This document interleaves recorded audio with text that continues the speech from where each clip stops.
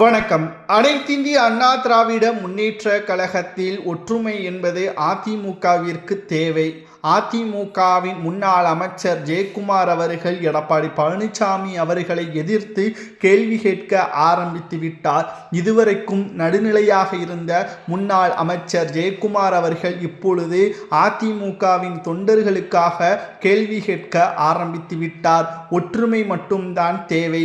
வருகின்ற நாடாளுமன்ற தேர்தலுக்கு முன்பாக 2 தேர்தல்கள், ஒன்று இடைத்தேர்தல், மற்றொன்று உள்ளாட்சி தேர்தல். இவற்றை நாம் முழுமையாக கைப்பற்றி ஆட்சி அதிகாரத்தில் இருக்கக்கூடிய தாவேகாவை விட அதிக இடங்களில் உள்ளாட்சி தேர்தலில் வெற்றியடைய வேண்டும். 40% நிர்வாகிகள் ஏற்கனவே தாவேகாவின் பக்கம் சென்று விட்டார்கள்.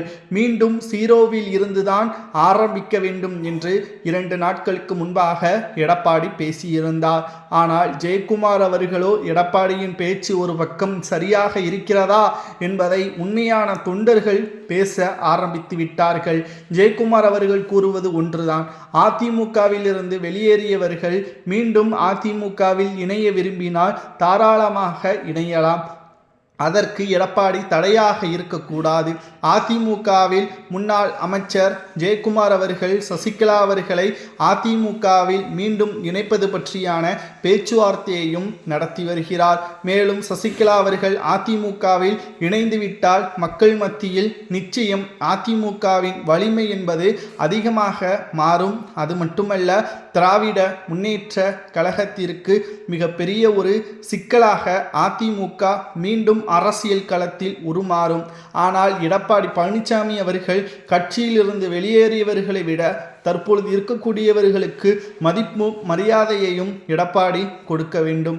அதை கொடுக்க தவறினால் நிச்சயம் அதிமுகவில் எடப்பாடி பழனிசாமி அவர்கள் இருப்பதற்கு தகுதியற்றது என்பதை கேள்வி கேட்க ஆரம்பித்து விட்டதால் அதிமுகவில் ஜெயக்குமார் அவர்கள் சரியான பாதையில் தான் செல்கிறார், நடுநிலையாகத்தான் இருக்கிறார் என்பதை உணர்த்தும் விதமாக தற்பொழுது இருக்கக்கூடிய அரசியல் கள நிலவரத்தில் அதிமுகவில் முன்னாள் அமைச்சரும் முன்னாள் சபாநாயகருமான ஜெயக்குமார் அவர்களது பேச்சுக்கள் மக்கள் மத்தியில் வரவேற்பை பெற்றுள்ளது.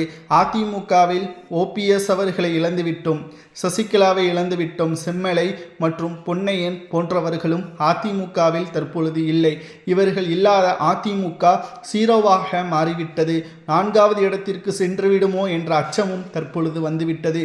ஒற்றுமை மட்டும்தான் வேண்டும் என்று ஜெயக்குமார் அவர்கள் பேசுவது சரியா தவறா என்பதை மறக்காம உங்களது கருத்துக்களை கமெண்ட் வாயிலாக கூறுங்கள். இதுபோன்ற அரசியல் செய்திகளை தெரிந்து கொள்ள ஒரே ஒரு லைக் மற்றும் சப்ஸ்கிரைப் பண்ணிருங்க. நன்றி, வணக்கம்.